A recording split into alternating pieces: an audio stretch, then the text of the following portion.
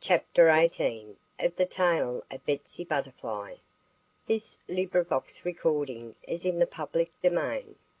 The Tale of Betsy Butterfly by Arthur Scott Bailey. Chapter 18 Solomon Owl's Idea. Freddie Firefly actually did send a message to Betsy Butterfly telling her that Dusty Moth wanted to see her, and saying that unless she would agree to meet him in the meadow some night soon, Dusty was afraid he would lose his appetite entirely. But Betsy thought the whole affair was only a joke, so she merely laughed, and sent Freddie no answer at all, for she hardly believed that she needed to explain to him that nothing could induce her to stir out after sunset. Freddie Firefly was much upset because he received no answer to his message. Perhaps he could not have cared so much had Dusty Moth not made his life miserable each night from dusk to dawn. But that persistent fellow kept asking Freddie every few minutes if he had heard from her yet. And naturally anyone would grow tired if he had to keep saying "No, no, no" all night long. At the same time Dusty Moth kept insisting in a most annoying way that if he lost much more of his appetite he would be ill, and it would be Freddie Firefly's fault. So Freddie Firefly began to worry. He came finally to detest Dusty Moth.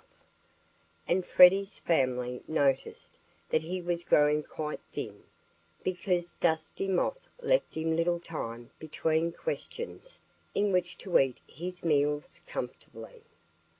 "I declare I wish Betsy Butterfly would move away from Pleasant Valley," Freddie Firefly exclaimed at last, quite out of patience with everybody and everything.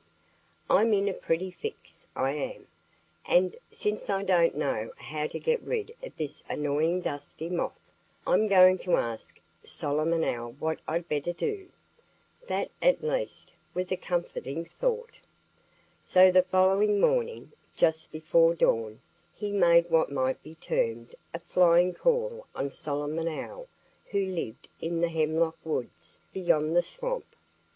And luckily wise old Solomon thought of a good plan at once.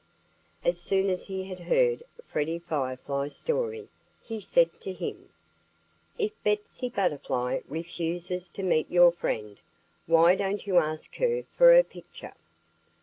"That's a splendid idea!" Freddie cried. "How in the world did you ever happen to think of it, Mr. Owl?" Solomon Owl hooted at that question. "That's my secret," he said. "If I told all I know, everybody else would be just as wise as I am." And after giving another long string of hoots, which he followed with a burst of loud laughter, Solomon Owl popped into his house.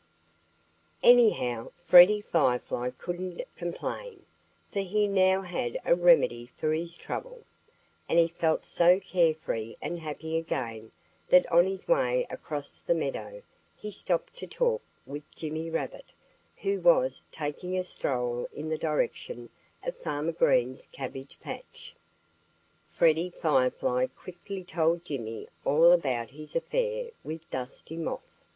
He even explained how he had gone to ask Solomon Owl's help, and related what that wise bird had advised.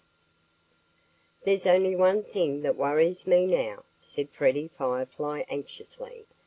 "I'm wondering whether Betsy Butterfly has ever had a picture made of herself." Chapter 18